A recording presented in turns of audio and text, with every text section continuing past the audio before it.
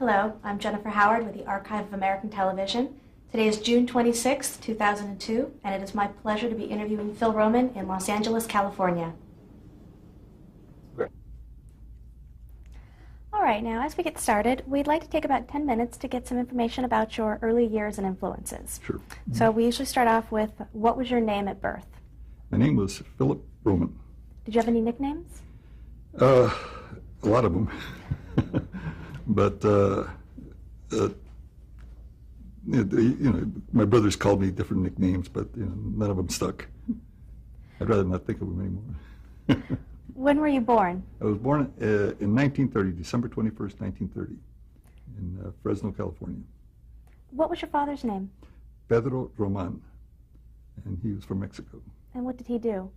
He was a laborer, and I was born during the Depression, right at the very beginning of the Depression, and jobs were very scarce, so there was a lot of working in the fields around Fresno, picking grapes and that kind of work. Eventually, he worked in a winery, became the cellar foreman, but during the Depression was whatever job he could get. What was your mother's name? Enriqueta Roman. So she was also from Mexico. And so they both met in Fresno and were married there, and I was born there. How many siblings did you have?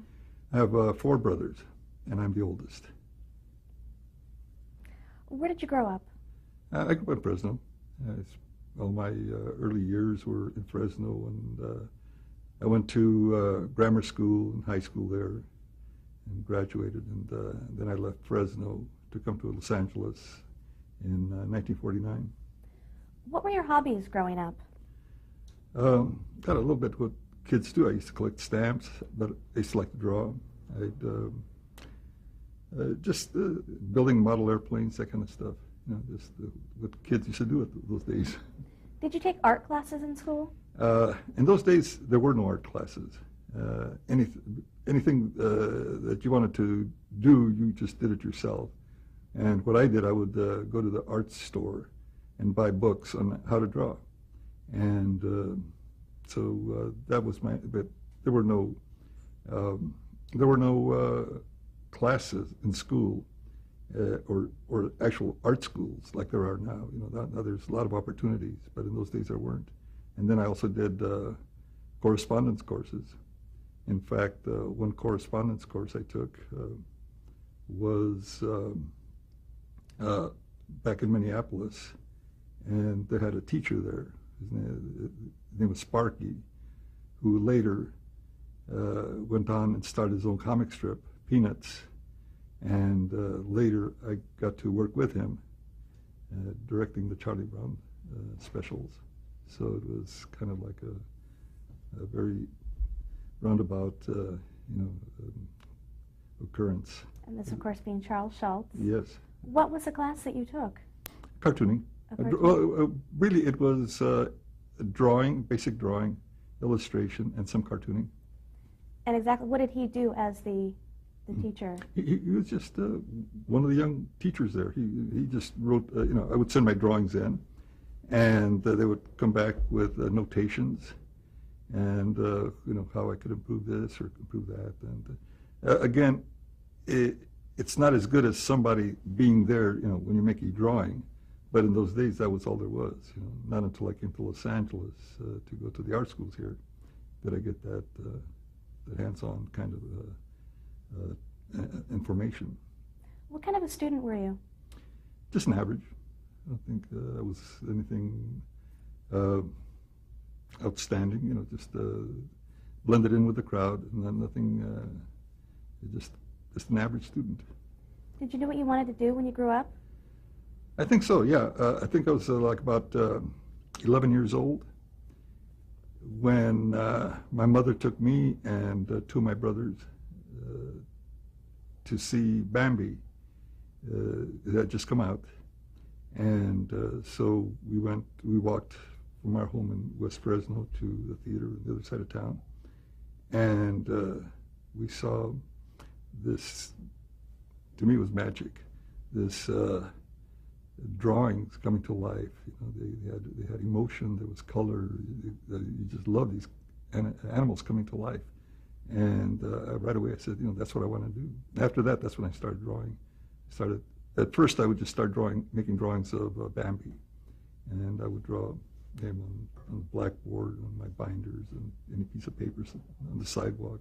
I just, you know, and then little by little I started doing other things, and like I said, then I started buying books on how to draw and do this and that, and but my very first influence was Bambi. Did your family encourage your talent? Yes, that's one thing that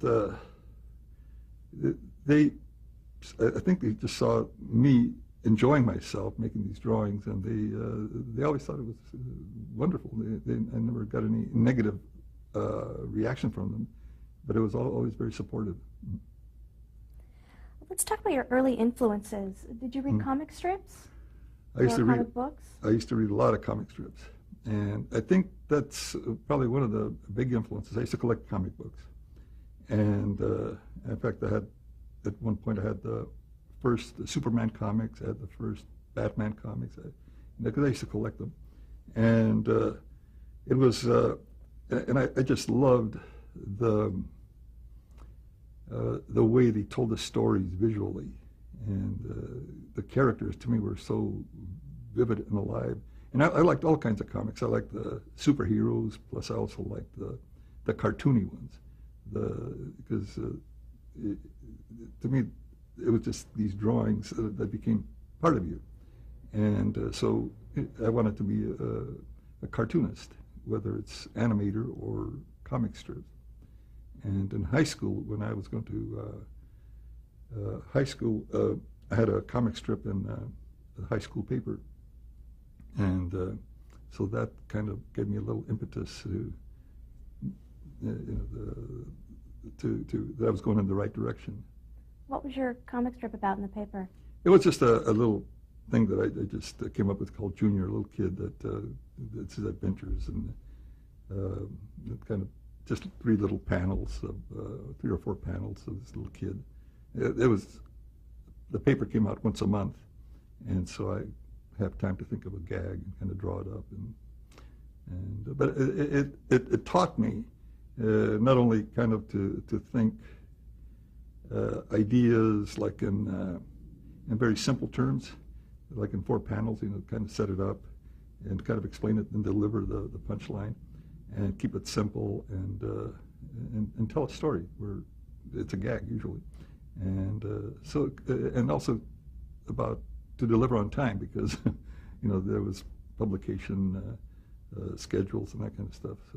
So it kind of gave me that basic foundation early on. Now, what did you do right after high school? Right after high school, I graduated in '48, and I stayed in Fresno, and I worked at a Warner Brothers theater there in Fresno. In those days, the studios not only produced the movies, but they distributed them, and then they also had their own theaters. So there was a chain of Warner Brothers theaters, and there was one in Fresno, and it was one of those big palaces that they had in those days, very elaborate and Rococo style. And so I was the doorman. I started as an usher, and then as a doorman.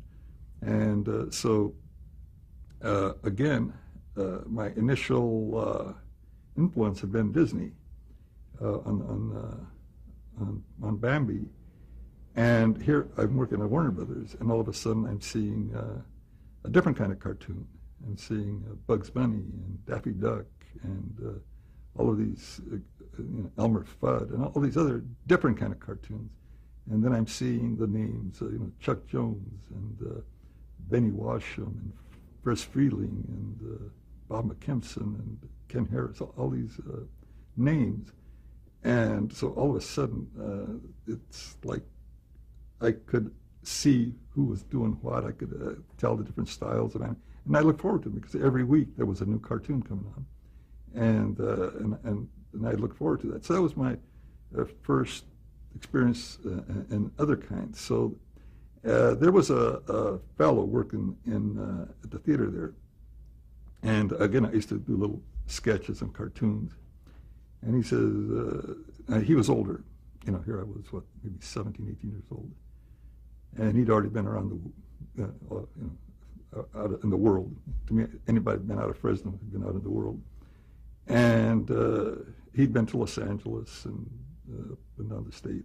And he said, he was 24 years old. And he said, you should go to school. There's art schools in Los Angeles that you probably should go there and, kind of improve and better, develop your talent.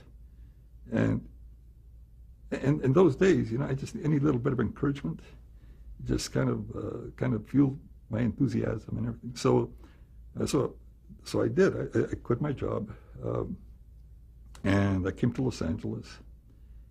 And but what I did first, I got a letter recommendation from my boss there at Warner Brothers in Fresno, and he wrote a letter recommendation. So when I came to LA, I came with $60 in my pocket, and so I showed the letter recommendation to the manager at the Warner's Theater downtown, the Warner's Hill Street Theater, and so I got hired. So I arrived the next day. I had a job, and so I was an usher and doing the usual things that I had been doing back in Fresno. And so then I didn't know art school, so I just looked into the yellow pages for art schools. And so there were quite a few of them, but there's one that said animation. And so I called them, and they were in Hollywood. It's a Hollywood Art Center school. And so I came all the way from downtown, and it was on Highland in Franklin at the time. It's an empty lot there right now. But so when I met the people that take the applications and everything, and they brought the owner of the school, Mr. Lovins, Henry Lovins, to come in and meet me. And I don't know, I guess I just looked like I was very enthusiastic or something, because they either felt sorry for me or something, but they took me in. Most of the students at those days there were guys that had been in the service, and they were going to school there on the GI Bill. And so, like, I didn't have enough money. I just gave like $30 down, and then I was making $30 a week. So half of that I gave as my tuition, and then to make up the difference, I would have to work after school a couple of hours a week, a couple of hours a day, and then go work at night all the way downtown. So, and those days the transportation was pretty good, because the red cars were running all the way down, and it was fairly easy to get around. So that's what I did, and then one of the teachers in that school, again, these are the kind of things that kept running through my life, and coincidences and things like that. The teacher that was the cartoon and animation teacher, his name was Ted Bonnickson, and he had been a Disney animator. And so again, we later worked together at Warner Brothers when we were doing the incredible Mr. Limpet. And he says, so we remained friends. So that was kind of like the impetus and how I got to Los Angeles. Did you also serve in the military around this time? Yes, I went to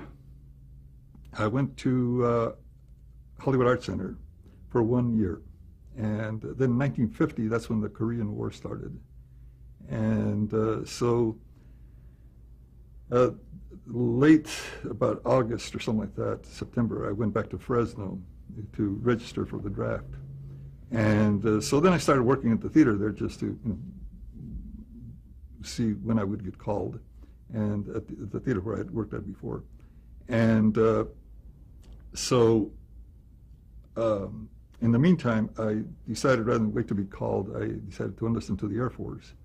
And so then I joined the Air Force for 4 years, and I spent the time when I went to radio school. They sent me to radio school in St. Louis, outside of St. Louis, Belleville. And then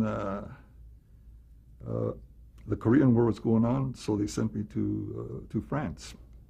Not too shabby duty. And so I spent 2.5 years in Europe, in Fontainebleau, France, and then near Munich, and then finally in Trier, Germany. And so I spent, like say, 4 years in the military. And then when I came back to Los Angeles, and then I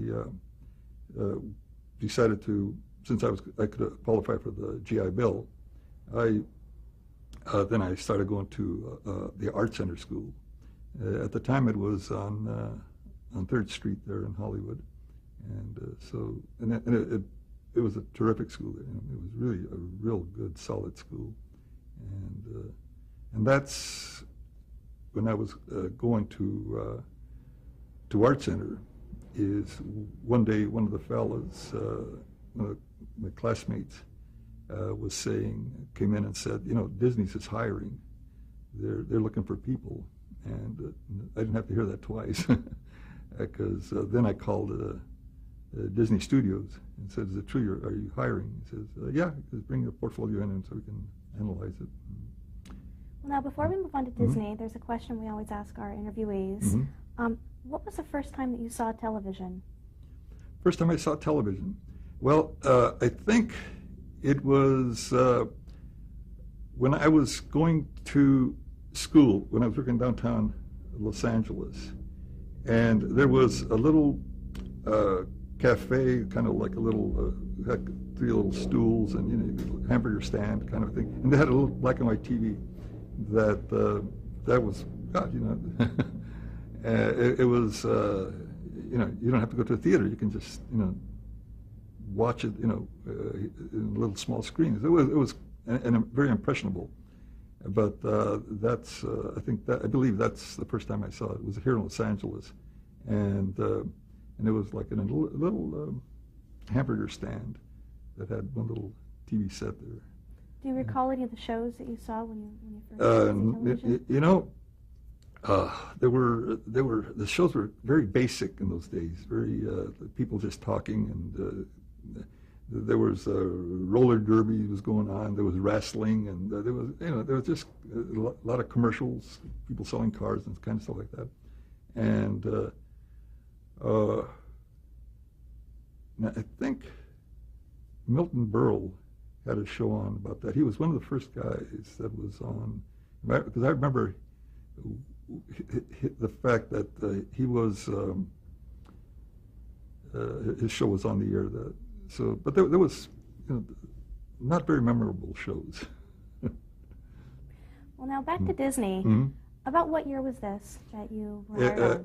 It was in 1955, and because I went in, I got my portfolio, and I went in. I talked to Andy Engman, and he was the person that was looking at portfolios, because he had been an animator there at Disney's. And so, here I'm walking into Disney. This is the main lot. In those days, it was that's where the animation unit was. And you're walking down Mickey Mouse Drive and Dopey Drive and all this. God, I'm here. This is Disney. And so I walked into their animation building and showed Andy my drawings. He called some people in, and they looked at my portfolio and says, "Fine, if we need you, we'll call you." And said, "Okay, good. That's nice." And the fact they even talked to me, and so then I'm leaving Disney. I'm walking out, looking around, saying, "Gosh, this is probably the last time I'll ever be here, but at least I've been on the lot and everything." So the thing was, I say it was in May, and I was at the time I was living with an aunt of mine in East Los Angeles, and I was getting ready. It was on a Friday, and because I think I'd been to Disney it was probably a Tuesday or a Wednesday, something like that, and on a Friday, I was getting ready to go to Fresno to visit my parents, and I was putting stuff in the car to get going when I heard the phone ringing inside the house, and I ran in to see what it was all about. And it was Disney saying, "Can you start on Monday?" I said, "Of course." I mean, here that they had actually, hired me. That was the big. So driving to Fresno, I think the car was about 6 feet up in the air all the way. I was just floating, and but again, the pay was 99 cents an hour, but I didn't care because I just wanted to be there, and the thing was that it was supposed to be I was supposed to be an apprentice, and you have 1 month to prove yourself to see if you can adapt to the way Disney works and animation, because animation could be kind of boring. A lot of people, especially in the beginning stages, doing in-betweens and that kind of stuff, it could be fairly tedious, doing very repetitive. And there's a lot of people that just don't want to adjust to that. They feel too confined. But to me, I didn't care. I just wanted to be there, and I knew once I was there, I could prove myself but so I took the job, and sure enough, I passed the 1 month test, and I was assigned to various areas there. And again, television was fairly early then, and there were Disney was starting to get into the television area, and there was a Mickey Mouse Club, and there was the Wonderful World of Disney, and in those days it was on ABC, and ABC was black and white, and later on Disney changed to NBC because they were going to color, but in those days, so we were doing like I say, there was Jiminy Cricket things, there were little shorts, there were various little segments for different shows that were on the air. And then I got to work also a little bit on Sleeping Beauty, which was going on at the time. And so I was at Disney's for maybe about 2.5 years, and I got all the way up to assistant animator. Now, what are the responsibilities of assistant animator? Now, that's one thing about animation. Everything is kind of cut and dried, An assistant animator works, first, an animator works out the action very roughly, very sketchy drawings, and just is more concerned with the movement and the timing and the action of the characters. An assistant animator will then get those sketchy drawings and make nice, clean lines, very clean, very on model, so that when in those days when they were inked and painted, the inkers would have specific lines to follow, and the painters would have actual lines to, where the paint would fill in. So the assistant animator is very crucial, because it had to be a real good artist, because the drawings have to be nice, beautiful, solid drawings. And again, and then the in-betweener, see, the assistant makes every third or fourth drawing or fifth drawing. Then an in-betweener goes in and makes the drawings in between to smooth out the action. So there's a bit very specialized, and so you move up once you're a good in-betweener, then you can move up into be an assistant, and sometimes it takes a couple of years. What style of animation did the Disney studio employ?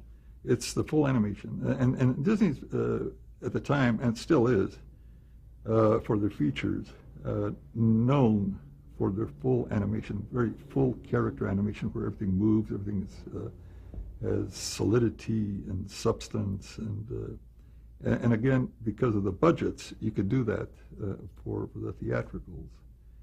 But even for television, they were doing full animation in those days at Disney. Much later, because of the cost, they had to cut down and do the limited animation. But in those days, everything was nice and fully animation. All the characters were very well defined. The actions, the timing was very, very well defined. How were the characters rendered so three-dimensionally? How's that? The characters in the Disney features, especially, there's a very three-dimensional look about them. Yeah, well, see, that's one of the things that Disney was known for, to give them that lifelike feel, the lifelike motions and movements and attitudes, and being animation, you can exaggerate slightly and give it a little bit more attitude, a little bit more life. But now with the computers, they are round, they are. You can get a lot more, but to me, with the computers, I don't think you get the gist of the characters that you can with hand-drawn animation.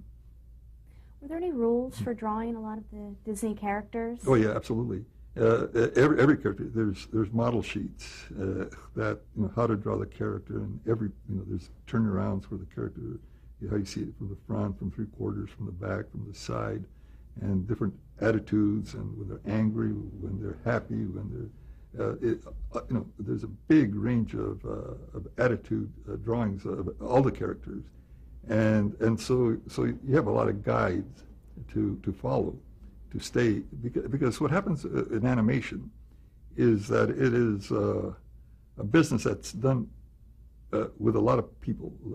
There's men and women in a lot of different backgrounds. And the thing is, when you see the film, it's got to look like it was done by one person. It's got to have that unity of the cohesion of drawing and of style and of timing.